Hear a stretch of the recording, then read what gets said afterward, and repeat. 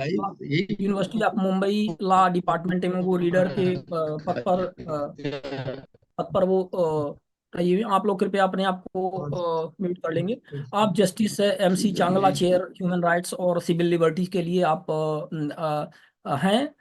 साथ में आपने देश विदेश के विभिन्न महत्वपूर्ण शैक्षणिक संस्थानों में जा करके महिलाओं के मुद्दे को लेकर के, ह्यूमन राइट्स को लेकर के, सिविल लिबर्टीज को लेकर के, इन चीज़ों पर आपने अपने वक्तव्य, अपने स्टेटमेंट, अपने लेक्चर्स आपने दिए हुए हैं। आप निरंतर इस फील्ड में आप काम कर रही हैं। आप violence against women in India एक कमेटी गठित हुई थी, उसमें आपने कृपया आप लोग थोड़ा सा म्यूट करके रखें क्योंकि डिस्टरबेंस ना हो अन्य हमारे पार्टिसिपेंट्स को। तो आपका मैडम हार्दिक स्वागत करेंगे। और आप HOD हैं, आप फार्मर HOD रही हैं मुंबई यूनिवर्सिटी में लॉ डिपार्टमेंट में। फिर हमारे बीच में डॉक्टर हरि देसाई साहब, उम्मीद करते हैं कि हमारे बीच में समय दे पाएंगे, या पधार चुके होंगे। सीनियर जर्नलिस्ट हैं आप, और चीफ एडिटर मुंबई में आप, जो इंडियन एक्सप्रेस के आप चीफ एडिटर रहे हुए हैं। आपका एक बहुत अच्छा यूट्यूब का चैनल भी चलता है, उसका नाम तो मुझे भी नहीं आ रहा है, सत्यम तथ्यम करके इस तरह से कुछ है। तो बहुत सारे सारे पार्टिसिपेंट्स उसमें रहते हैं। तो तो उनका हम यहाँ पर हार्दिक स्वागत करें। हमारे बीच में वो सॉरी पधारेंगे। फिर एडवोकेट इंदिरा उन्नी नायर जी हैं, हाई कोर्ट और supreme court, high court Delhi और सुप्रीम कोर्ट ऑफ इंडिया में उन्होंने अपना अपना मतलब वो प्रैक्टिसिंग एडवोकेट हैं। बहुत सारे सामाजिक मुद्दों को लेकर के, जनहित याचिकाओं को लेकर के, सामाजिक सरोकार के मुद्दों को लेकर के सतत वो अपना प्रयत्नशील हैं। और बहुत सारे केसेस और मामले जो फोरम फॉर फास्ट जस्टिस और प्रवीण पटेल जी जिन संस्थाओं से जुड़े हुए हैं, हम सब जुड़े हुए हैं, तो उनके बहुत सारे मुद्दे वो उठाती रहती हैं और महिलाओं के इशूज को लेकर के, ह्यूमन राइट्स को लेकर के अपनी बातें रखती रहती है। फिर एडवोकेट M राघवन साहब हैं, कर्नाटका हाई कोर्ट बेंगलोर से आप हैं। आप भी सामाजिक सरोकार से जुड़े हुए मामलों पर आप सतत अपनी बातें रख रहे हैं, और आज हम देखेंगे कि हमारे बीच में अपनी बात यहाँ पर रखेंगे जो भारतीय नागरिक सुरक्षा संहिता है उसके विषय पर। एडवोकेट अंजनी कुमार साहब हैं, पिछली बार हमारे कार्यक्रम में आए थे, हम सभी उनका स्वागत करेंगे। सुप्रीम कोर्ट ऑफ इंडिया में वो एडवोकेट हैं। और जिस तरह से उन्होंने भारतीय न्याय संहिता का जो टॉपिक था पिछली बार, उन्होंने बहुत ही महत्वपूर्ण इंपॉर्टेंट क्वेश्चंस उन्होंने रेज किए थे, और उसके समाधान के लिए उन्होंने गवर्नमेंट से अपील की थी। उसमें कुछ अमेंडमेंट और इसके पास होने के पूर्व, लेकिन चूंकि पास हो चुका है तो अमेंडमेंट उसमें हो। इसी तरह से आज भी वो अपनी बात यहाँ पर रखेंगे। हम उम्मीद करेंगे कि वो हमारे बीच में आए हैं तो इसके कोऑर्डिनेटर के तौर पर भी काम करेंगे, कि इंटरलिंकिंग का भी, क्योंकि हमारे माननीय जजेसगढ़ और जो सोशल और सामाजिक क्षेत्र और एकेडमिक से जुड़े हुए लोग हैं, उनके बीच में जो लीगल जो पॉइंट्स हैं, किस तरह से उनको वो करना है, क्योंकि उतनी हम लोग एक्सपीरियंस उतने नहीं है इन चीज़ों में, तो एज एक्सपर्ट के तौर पे वो अपनी बात इसमें रखें। प्रवीण पटेल सर का हम स्वागत करें, coordinator trustee national federation of societies for fast justice के हैं। M वेंकट रामन साहब शायद नहीं जुड़ पाएंगे, US में हैं, वो ट्राई कर रहे थे, दिक्कत हो रही है कुछ, शायद कुछ प्रॉब्लम है। राहुल सिंह जी हैं, राहुल सिंह सर हैं हमारे बीच में, मध्य प्रदेश के राज्य सूचना आयुक्त। हम उम्मीद करते हैं समय निकालेंगे, वो हमारे बीच में पधारेंगे, अपना समय देंगे।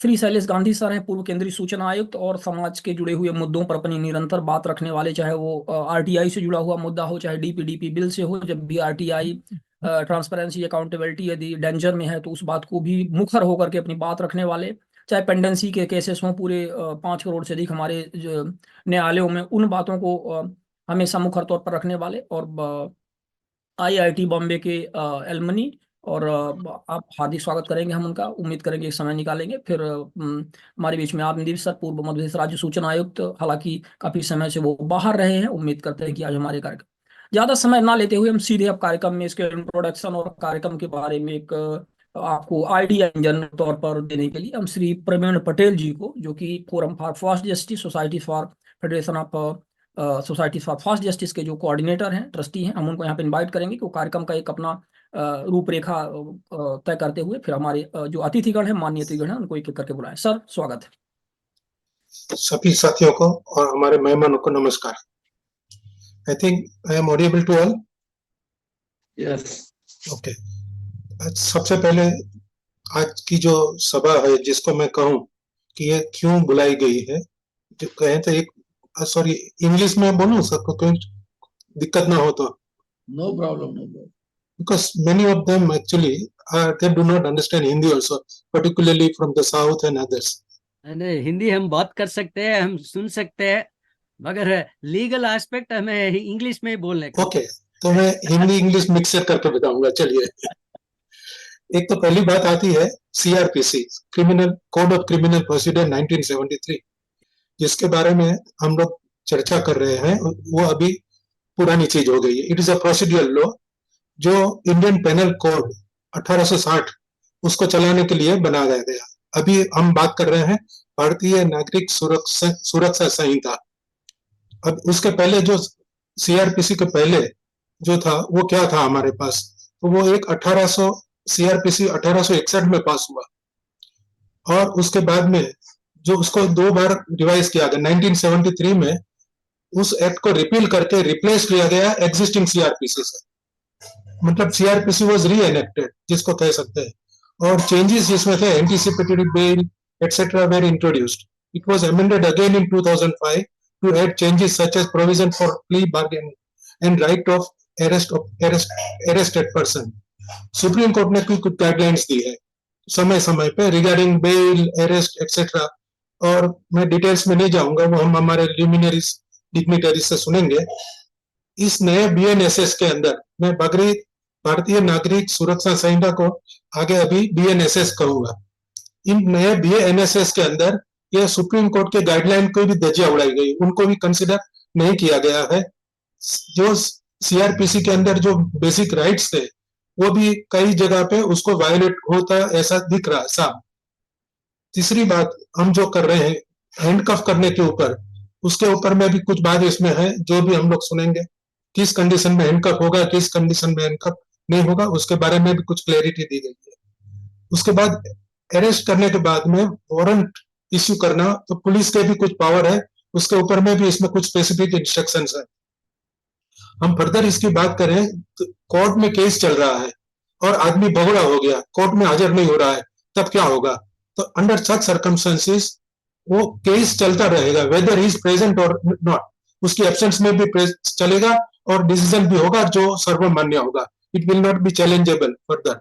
हायर कोर्ट है, सुप्रीम कोर्ट तक जाइए, मगर system will be the same, क्योंकि बीएनएस जो है बीएनएसएस उसके हिसाब से कोर्ट भी चलेगी। अब सवाल आता है की फीचर्स के अंदर हम जब बात करते हैं किस किस प्रकार के ऑफेंसेस जो है, उसमें types of criminal offences ranging from traffic violence to murder, ये सब उसमें आएंगे। कल हमारी कमलेश्वर नाथ साहब से बात हो रही थी, उन्होंने कहा हिट एंड रन वो हम सीआरपीसी में कैसे लेंगे? सीआरपीसी मींस बीएनएसएस, उसको कैसे ले सकते हैं?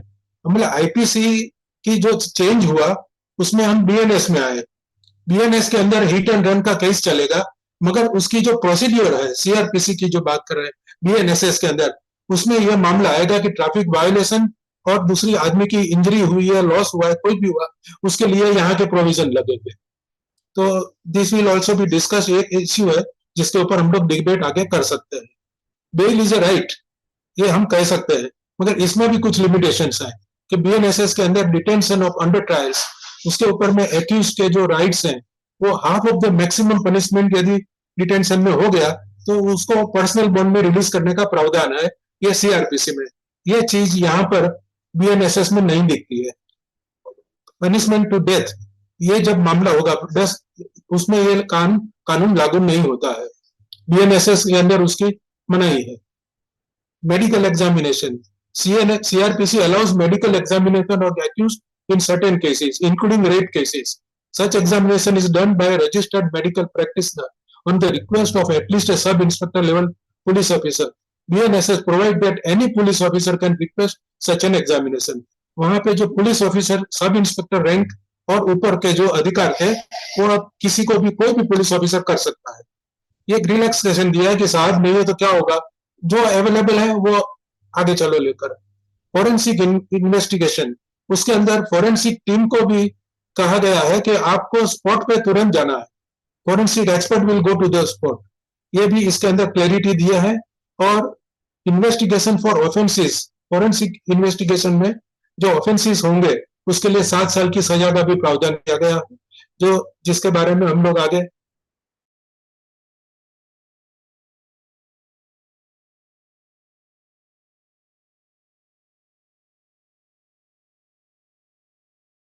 किसी ली गई है। सिग्नेचर और हैंड राइटिंग को पटेल वेरीफाई साहब, करो। You are not audible, oh, you are not audible. But made you sir, ये नहीं, I'm- अब ठीक है सर। बीच में थोड़ा सा दिक्कत हुई थी, शायद नेटवर्क का इशू आया होगा। प्लीज कंटिन्यू करें। हाँ, कभी कभी होता है ये। एनीवे, तो मैं इसमें और फर्दर आगे ज्यादा न जाऊं क्योंकि हमारे पास टाइम भी कम है और काफी स्पीकर्स भी टुडे आज है हमारे पास। तो बेसिकली फंडा ये है कि हम न्याय की तक कैसे जल्दी से जल्दी पहुंचे। आज कोर्ट के अंदर 5 करोड़ 10 लाख केस पेंडिंग है। बीएनएसएस ये भी कहता है कि हम न्याय की पहुंच और जल्दी कोर्ट में पेंडेंसी कम हो, उसके बारे में भी हम लोग काम करना चाहते हैं और ये एक्ट उसमें मदद करेगा। How this act will help in reducing the pendency? Because there are already certain orders passed by the Supreme Court. There are orders taken, a decision taken at the highest level in the government with the judiciary, this bureaucrats and all together. But what is the result? 2012 में शायद या 13 में एक decision हुआ था, first जो pendency को खत्म करना over a period of time with in 10 years to 15 years। आज तक उस स्पेशल पर्पस व्हीकल जो फॉर्म करना था विद इन 6 months, वो आज इतने 10-15 साल के अंदर में भी नहीं हुआ। तो जब गवर्नमेंट के ऑर्डर्स जो हैं हाईएस्ट मतलब लेवल पे जो लिए जाते हैं उसका आप पालन नहीं करते हैं, सुप्रीम कोर्ट के ऑर्डर्स का आप पालन नहीं करते हैं, तब हम क्या उम्मीद करें। तो let us hear all our leaders, जो हमारे काफी लर्नेड पर्सनालिटीज हैं, उनको हम लोग सुने और उन आगे फिर हम लोग कंक्लूडिंग में फिर हम लोग डिस्कस करेंगे। ओवर टू यू शिवानंद भाई, प्लीज।